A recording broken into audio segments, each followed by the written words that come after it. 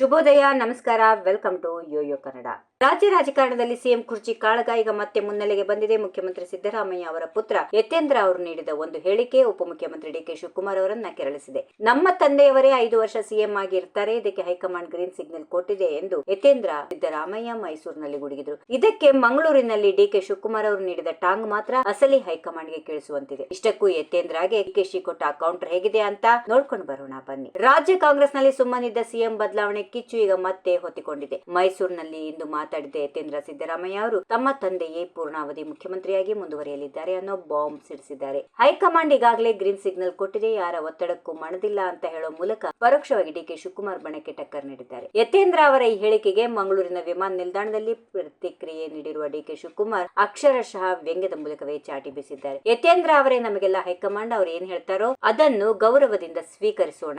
Yathindra high command ಆದ್ಮೇಲೆ ನಾವು ಕೇಳಲೇಬೇಕಲ್ವಾ ಅಂತ ಅಣಕವಾಡುವ ರೀತಿಯಲ್ಲಿ ಟಾಂಗ್ ಕೊಟ್ಟಿದ್ದಾರೆ. ನಂತರ ಗಂಭೀರವಾಗಿಯೇ ಮಾತನಾಡಿದ ಡಿಕೆಶಿ, ಯಾರೇನೇ ಹೇಳಿದ್ರು ದೆಹಲಿಯವರು ಕೇಳೋದು ನಮಗೆ ಮುಖ್ಯ. ನಾನು ಈ ತರದ ಸಣ್ಣ ಪುಟ್ಟ ಹೇಳಿಕೆಗಳಿಗೆಲ್ಲ ಉತ್ತರ ಕೊಡೋದಿಲ್ಲ. ಹೈಕಮಾಂಡ್ ನಾಯಕರು ಏನ್ ತೀರ್ಮಾನ ಮಾಡ್ತಾರೋ ಅದರಂತೆ ನಾವು ನಡೆದುಕೊಳ್ಳುತ್ತೇವೆ ಎಂದು ಹೇಳುವ ಮೂಲಕ ಯತೇಂದ್ರ ಅವರಿಗೆ ತಮ್ಮ ಮಿತಿ ಏನೆಂಬುದನ್ನು ನೆನಪಿಸಿದ್ದಾರೆ. ಒಟ್ಟಿನಲ್ಲಿ ಸಿದ್ದರಾಮಯ್ಯ ಅವರ ಪುತ್ರ ಮತ್ತು ಡಿಕೆ ಶಿವಕುಮಾರ್ ನಡುವಿನ ಈ ವಾರ್ ಈಗ ಕಾಂಗ್ರೆಸ್ ವಲಯದಲ್ಲಿ ಭಾರಿ ಚರ್ಚೆಗೆ ಕಾರಣವಾಗಿದೆ. ಒಂದು ಕಡೆ 5 ವರ್ಷ ತಂದೆ ಫಿಕ್ಸ್ ಅಂತ ಮಗ ಹೇಳ್ತಾ ಇದ್ರೆ, ಇತ್ತ ಡಿಕೆಶಿ ಮಾತ್ರ ದೆಹಲಿ ನಾಯಕರನ್ನೇ ನಂಬಿ ಕೂತಿದ್ದಾರೆ. ಈ ಹಗ್ಗ ಜಗ್ಗಾಟ ಮುಂದಿನ ದಿನಗಳಲ್ಲಿ ದೆಹಲಿ ಮಟ್ಟದಲ್ಲಿ ಯಾವ ತಿರುವು ಪಡೆಯುತ್ತೆ ಅನ್ನೋದನ್ನ ಈಗ ಕುತೂಹಲ ಮೂಡಿಸಿರುವ ಸಂಗತಿಯಾಗಿದೆ. If you like this video, ಬೇಗ ಲೈಕ್ ಮಾಡಿ, ಕಾಮೆಂಟ್ ಮಾಡಿ, ಶೇರ್ ಮಾಡಿ ಹಾಗೂ ಯೋಯೋ ಟಿವಿ ಕನ್ನಡವನ್ನು ಸಬ್ಸ್ಕ್ರೈಬ್ ಮಾಡಿ.